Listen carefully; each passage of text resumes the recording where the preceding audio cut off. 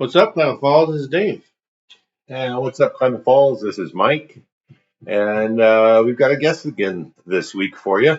This week we have Muny, and she has got the Blue Phoenix Exploratory Art Club that she's starting up for kids here in Klamath Falls. So thank you for joining us, Muny.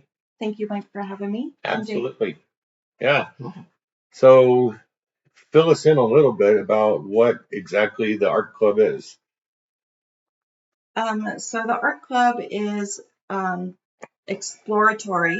So there's multi-mediums of art. So it's not just like canvas painting.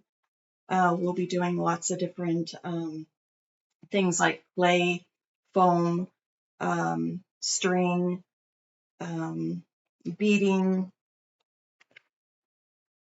So a lot of different mediums, Yeah, a not lot just of like, different mediums. oh, Yeah. in my head, I just pictured like water painting or things like that, but a lot of different mediums. Okay, good. So it's going to be a membership where throughout the school year, we have parents sign their kids up. There will be an interview process and an application as well, because I want to make sure that those that sign up for it are actually going to be serious and want to be a part of it. It's going to be an ongoing thing where from the beginning of school year till the end of the school year, where the kids will have a monthly membership fee. And during that time, each week they will come in once a week. And during that week time, we will do a different project. If by chance we're doing something bigger, it may go into the second week, just depending. Okay. And then on Saturday, if there is one of the kids or a few of the kids that need to finish up a project that they weren't able to finish, I wanted to offer that opportunity for them to come in and finish it as well, because I know I've been to some places in the past where I felt like I was rushed and I wasn't able to finish my project. And I don't want the kids to feel rushed. I want them to feel comfortable, working on their project. It limits your creativity otherwise. Yes, it does. Yeah, I get that. Wow. And so they get to keep whatever projects they create. Yes. And do the tuition or the fees cover the cost of materials, or is that separate for them? So there is a standard base fee for the year membership thing, the school year. But there is an additional charge for whatever projects they work on. Okay. So let's say we are doing a canvas paint, for example. The canvas would cost them some money to pay for the canvas, but the paints and the paintbrush and stuff like that would be included in the fee. Oh, nice. Okay. Nice. So whatever they're taking home, those bigger items, they would have to take. That would be their charge. Sorry. Oh, that's all right. What kind of age groups? Is it any school age child or? So right now I am focusing on kids from 6th through 12th grade. And the reason for this is because I really want to get those kids that are in that crossroads of life and get them hopefully drawn into something other than some things of mischief. Right, right. Those are probably the most developmental years. Yes. So, yeah, it's a good time to catch them. Yeah. And I just want to show them that there's something more than just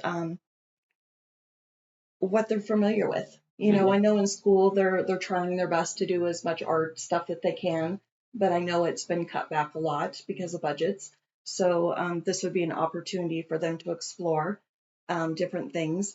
And a lot of parents don't have the space or money, to go buy all these tools for them to try everything.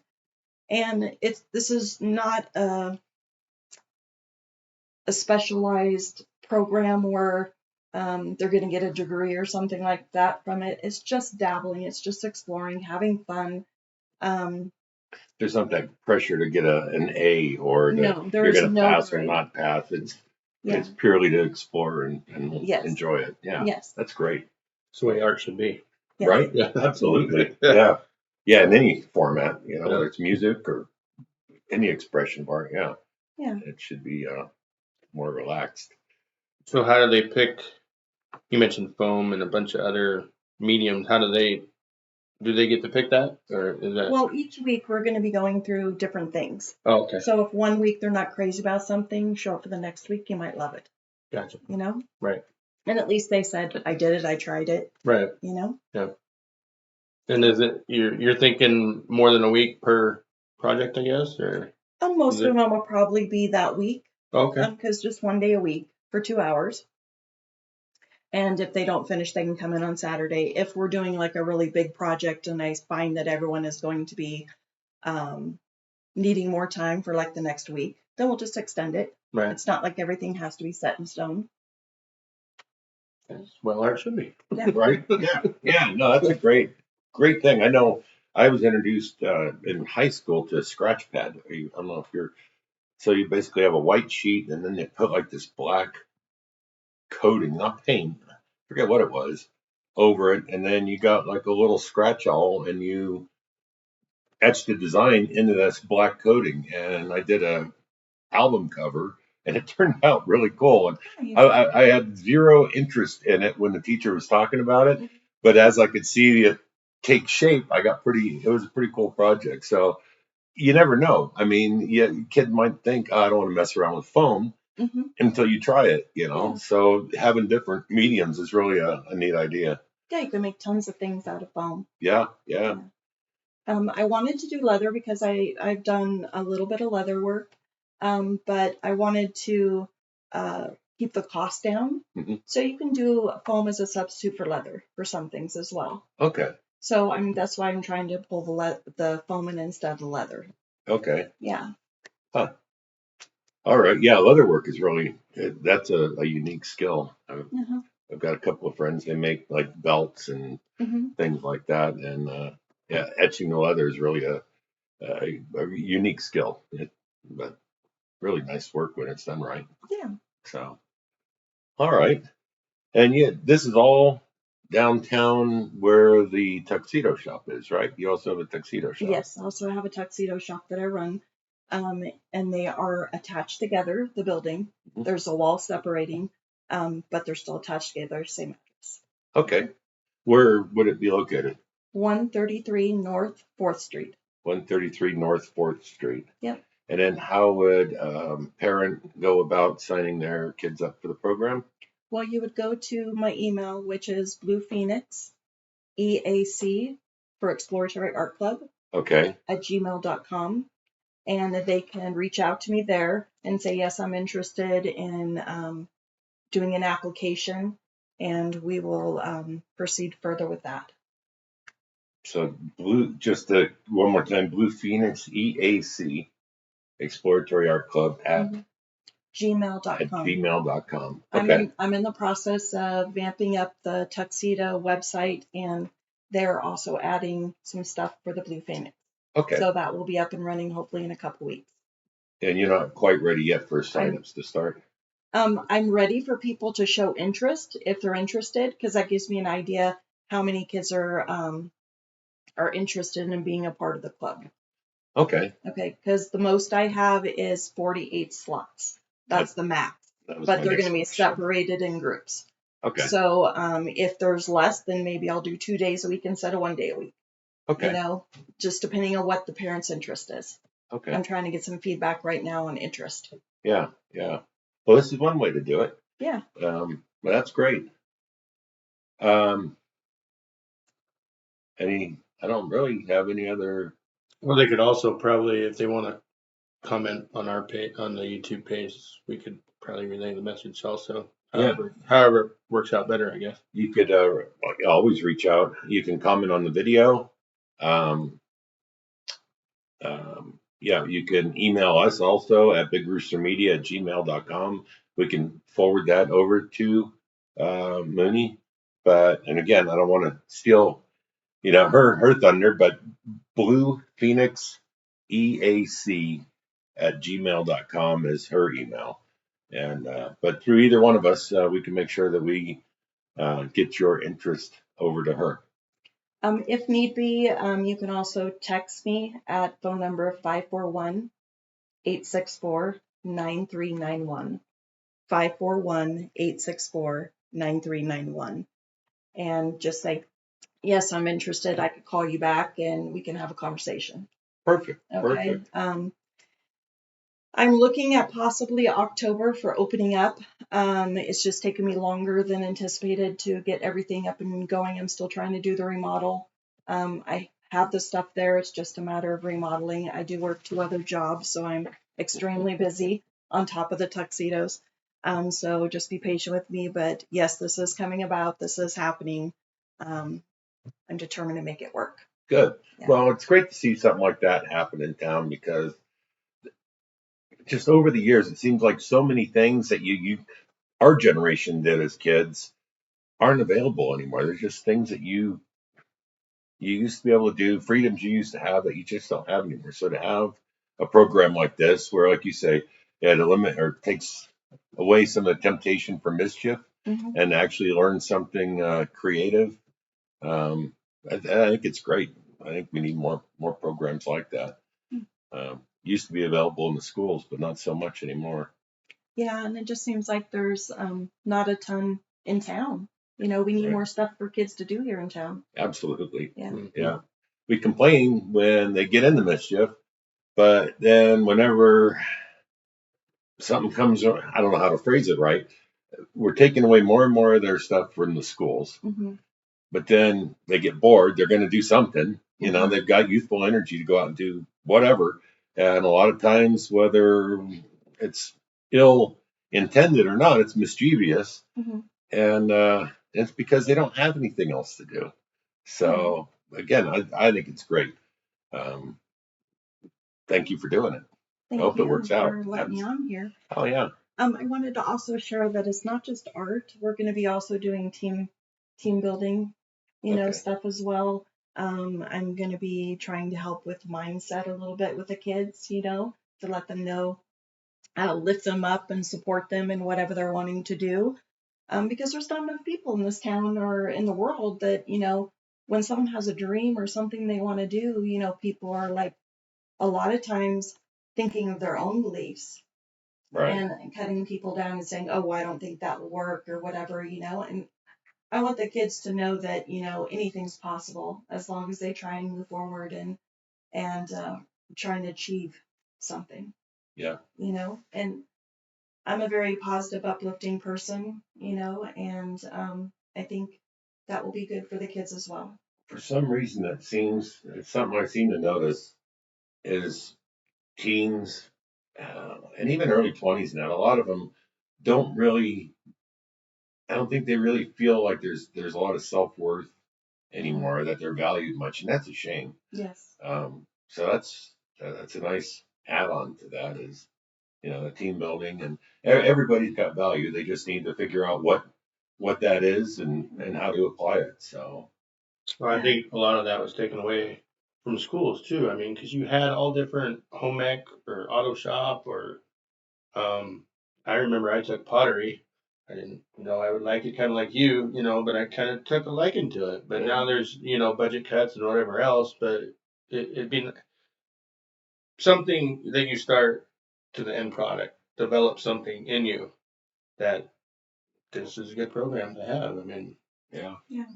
Well, I also heard from someone down the road a while back that the schools were trying to work with some business owners, and that a lot of business owners nowadays are saying that a lot of the kids don't know how to work with their hands because we've taken a lot of these skills away. And so they're trying to work with the school to try and bring that back in so that when the kids do get a job and they have to use their hands for something, they can do it. Right. They're the trades, everybody wants their kid to go get their 4-year degree in business or whatever. And I'm nothing against that. The real demand in the future isn't going to be, it's going to be in trades, working with your hands, whether it's, I know plumbers and HVAC techs. And I mean, there's so many hands-on jobs. We just had some concrete work done here. And there's one guy out of a crew that knew how to finish concrete properly. And, there's a real shortage there. We're going to be in trouble. I mean, who's going to build our houses in the next generation? Yeah. So yeah, trades. I highly encourage uh, kids to get involved in trades. They're going to be great paying jobs, and there's going to be a ton of them. There already are a bunch available. Yeah. So I think a lot of the things that I'm going to be doing there at the program is going to help with some of those skills to prepare them as well. Yeah, good, Yeah. good. No, that's important. It really is. Um, Let's see. So my studio is going to be fantasy themed because I'm trying to draw in the attention of a lot of the kids, and a lot of kids are into fantasy stuff. right. So I'm making it fantasy themed. So there's going to be 2 sections. We're going to be set up in different table groups that will Okay. work together with like a team of maybe 4 or 5, depending on how many kids are there. Mhm. I don't want like 100 kids there at once because it's hard to be able to give them the one-on-one attention. So we're looking at about 10 to 12 kids max in the actual class. Okay. Okay. So they should be able to, get my help to, do what they need to do. You can attention. focus more on them. Yes. Yeah. Yeah. Yeah. So I'm trying to break it up in 4 groups. Okay. Yeah. I had something like that when I was in grammar school. It was a forward thinking thing back in the 70s, but Mm-hmm. they had what they called, instead of classrooms, it was learning centers. And we had one big open area in the middle and then split off to the sides to different teachers' areas. And the same concept, you only had 12 or 15 kids per teacher in their learning center. Mm-hmm. And I thought it was a great idea. I enjoyed it, and I don't know if that ever went anywhere or not. That's the only school I ever went to where I had experienced that. Junior high and high school were different; they were more traditional. So, but for I'm drawing a blank on entry level school. Okay. Yeah. Well, I think something like that, like a little pod, helps keep attention too. Mm-hmm. And especially in art type of stuff, you want time like that. So I know a guy who's a special ed teacher at Mazama here, and I think he's got 48 students in his classroom. Now, how can you focus on 48 kids? No matter how good your intentions are and how hard you want to try, you can't give that many kids per class the attention they need. You just can't, Yeah. So I feel for him because I know the frustration that he goes through and trying to do everything for them. And I feel for the kids because they're just not, they don't have the same opportunity that previous generations had to get the focus that they really need. Yeah. So, Yeah, yeah. that's sad. So I wanted to mention that I'm doing 2 different groups, like I said. Some people may be interested in the fantasy, and some people may not be interested in the fantasy, and that's okay. Okay. So I'm trying to cater and provide to both. So there's going to be one group that I'll have available that will just be the regular art, and then the other kids will be like a theme based. Okay. So we'll be doing world building, character building, and in the end, with what we're doing, we'll end up having a game that we play out of it. So it'll be fun. Yeah. Are you the only person? I'm the only person. Oh, wow. Yeah, I know. You've got your hands full. Huh. oh, No, me either. I think it's a great idea. I love the concept of it. And I just, again, whether it's this or kids need programs, anything to do after school. And there's so many, since both parents have to work nowadays, or it seems 99% of them do. Yeah. Um, yeah, there's got to be something worthwhile out there. And this sounds like a great step in that direction. Yeah. So, and a good outlet. yeah, Again. yeah. So I wanted to mention also on the website there'll be an opportunity to pay for your monthly fee, so you don't have to come in and pay every month. Also, with the supplies, there will be a count for each kid. So if they're wanting to just put some money like on the books, like you would like KU, for example, with their lunches, you just put money on the books and they can use it as they need to. Oh, nice. So it'll be something like that that's going to be in the web page that they can go in there and do that, and they can see actually, yes, the money went through, what it went for, and all that stuff too. Okay. Yeah. Good to know. That would be nice if family or grandma wants to donate too. Yeah. Yeah. Yeah. Good idea. Are you looking to add staff, or are you just going to run this as your own I'm program? planning on just running this myself. Okay. Yeah, I don't want 100 kids. I just want it Yeah. to be small. Right. But I think I can handle it. I believe I can handle it. So. Yeah, no, no doubt whatsoever. I was curious. I didn't know, maybe there's folks out there that would volunteer for something if you were looking for that. But yeah, you can keep it maybe your. down the road, maybe during the summertime, because summertime I might do like smaller classes or something like that. Okay. And, maybe I might get some people to come in at that time. But it's only a couple hours, each day, 4 days a week. Yeah. That I should be able to handle it just fine. Okay. Yeah. Good enough. So, and also wanted to let you know with the supplies that if for whatever reason a student did not show up for their class, the base fee still stays the same, but they don't have to pay for their supplies.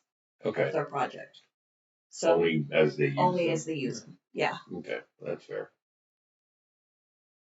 But hopefully they weren't gone all the time Right. because, that could open up a spot for someone else. Sure. That really wanted to be there. Yeah.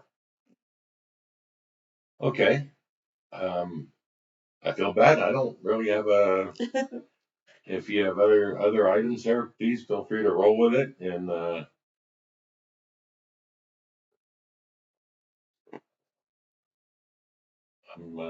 We can, so the address is 133 North 4th Street. So it's going to be on the corner of 4th and Pine. Okay. Yeah. It'll be a glass door. Glass door. Okay. And what was your tuxedo shop name? Because it's at that same location, correct? Yes. So that is going to be on the Pine side, a red door. You will see a guy with a raccoon head dressed in a tuxedo. Racky's Tuxes. Yeah, that's it. Racky's Tuxes. Yeah. Yeah. So same location. If you know where that is, or look for the raccoon with the tux on, and you're close.